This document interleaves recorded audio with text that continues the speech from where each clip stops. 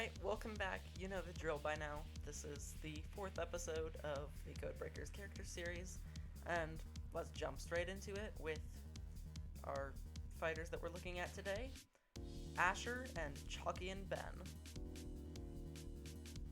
Alright, so first off, Chocky and Ben. This is a fairly interesting fighter. The normal attacks are all Chocky, which are shorter, and less damaging, but a bit more stun-focused attacks, while the specials are heavy attacks from Ben, as well as their air special. So let's go over with the attacks. First of all, the normal attack, a simple sword swipe forward. Down N is a sword uppercut, and Air N is a two-part sword swipe. The first one just doing a tiny bit of upward knockback, and the second one being the bulk of the hit. And then Ben's moves. M, down M, an undercutting sweep that deals stun, and finally their joint attack, the Air M. It's just like most other combo hit attacks of its type, in that it deals a bunch of small hits and then one large hit to finish it off. That's their moveset, so how about we look at Asher's?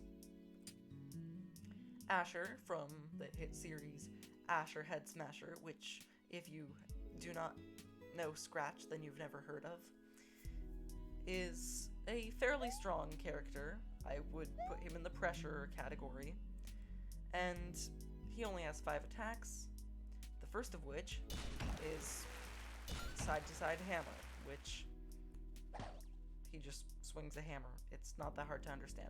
He also has an overhead swing of the hammer, which again deals a small amount of knockback to him. That's fairly normal.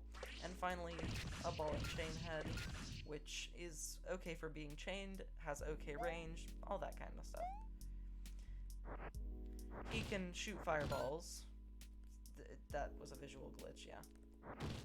With his normal special, or regular special, and his down special shoots a head bomb, which, just like all bombs, deals less damage than a real-life bomb does. Exactly 2.5 to be fair. Alright, so let's go into strategies now. Chocky and Ben's strategy generally can be divided into 3 different strategies. The first is mainly using Chocky, the second is mainly using Ben, and the third is combining them.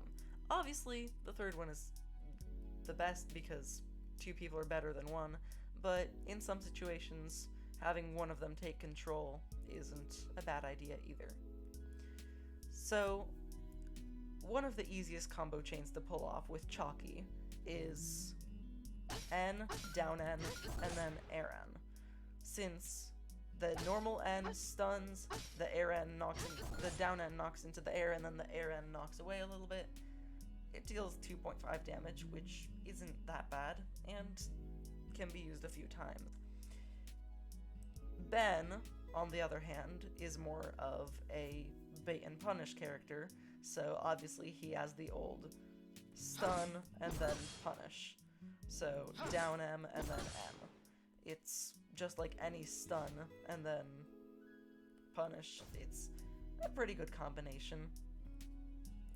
And last but certainly not least, we have the conjunction of the two, which the best strategy for is stun, then down N to uppercut, and then while your opponent is still in the air, use your air M on them. Granted, the air M is also good in many situations. You can easily chain it together like this to make your opponent pretty much lose all control over their character and they're desperate to fight back. Overall, this is your most powerful move, so make sure to use it often, even if the strategy that you're using doesn't really use it as much. Oh, we had a glitched combo meter for a while there. Next up, Asher's strategies. Strategies for Asher are a lot more simple than the ones for Chocky and Ben. However, one thing is required, which is learning good timing on the bomb throw. The bomb throw is not as bad as Papa's bomb throw. Instead of requiring precision, this one just requires that the target is in a moderately straight line from you. So, a few combos that can be done are chaining together your N attacks, which doesn't need much of an explanation. Even if you're not hitting your opponent into a wall constantly, you can still manage some things, and also, yeah, throw in M and down M a few times. But some of Asher's main strength is his ability to pull out a bomb in midair. As you just saw there, you can be facing one direction, jump in it, and then switch directions in midair, effectively fooling your opponent and then getting a pretty decent shot in on them. Of course, the method of blowing yourself up along with your opponent works too, though it's definitely not great. And just aiming bombs in general is good. Another word of advice, don't spam these. Just, seriously, it's not even efficient. Don't spam in Codebreakers, please. I'm begging you, it's not good. Anyway, I'd say we're about ready to move on to the AI battles. Alright, so this is going to be the first time that I actually recommend fighting Ulster. It also might be one of the last times. But for any of you who haven't played Codebreakers, just know that when the AI plays Ulster, it plays Ulster correctly. Like, it plays Ulster as the god that he canonically is. You cannot escape the high damage combo chains of this person. And Chocky and Ben is only one of the few characters that actually has a reasonable chance of standing up to Ulster and his excelled sandwiches. 3, 2, 1. I would just recommend not fighting Ulster ever in general unless you're wanting to challenge yourself and probably get wrecked several tens or even hundreds of times if you're not playing a character that can fight Ulster efficiently. Oh gosh. Yep. I'm dead. Ulster. Just goes to show that even against a character that can reasonably beat him, Ulster is still a god.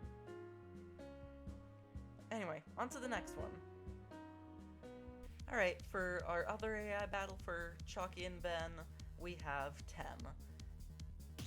Chocky and Ben are a bit more powerful, but the fight against Tem kind of has you rethink the way you play them because of Tem's tendency to counter and get up close. Instead of playing super offensively against this character, you'll want to learn to use your character in a different way, which is to only get in hits quickly and then run away, because generally playing aggressively against a bait and punish character is going to get yourself absolutely decimated.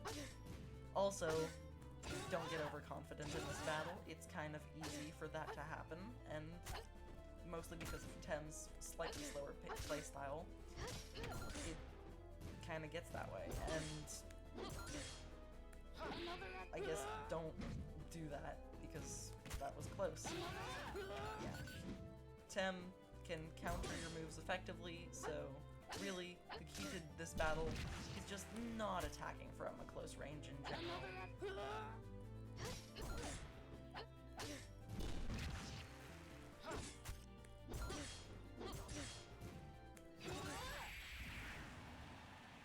It's not the most challenging fight, but it does pose a fair risk. On to the Asher battles. Yeah, that was a very, very long pause between wins. So, the first battle for Asher that I would recommend, and Asher actually has a lot of good battles. I'm only gonna go over 2, but since he's a bit of a stranger character in the way he plays, he has a lot of adversaries that are pretty powerful against him. So one of these is Professor Pistachio, and it, just like most of the other characters that we're gonna recommend here, requires you to play Asher completely differently. Because of Professor Pistachio's tendency to use moves that will interrupt or impede you, you have to use very different strategies to what you usually do, and get good at dodging.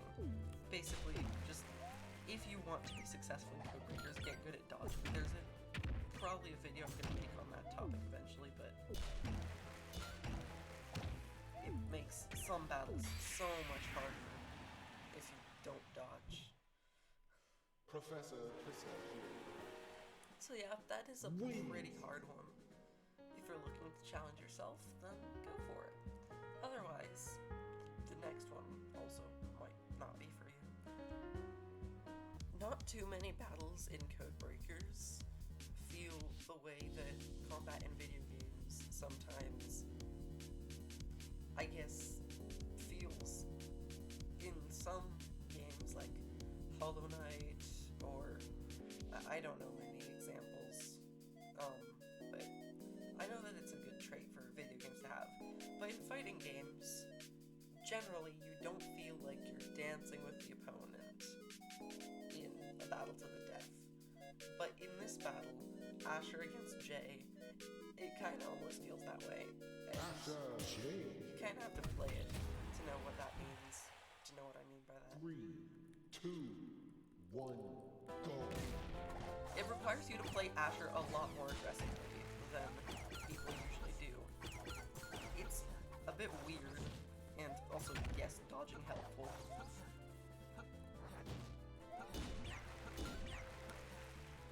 Dang it, almost got me.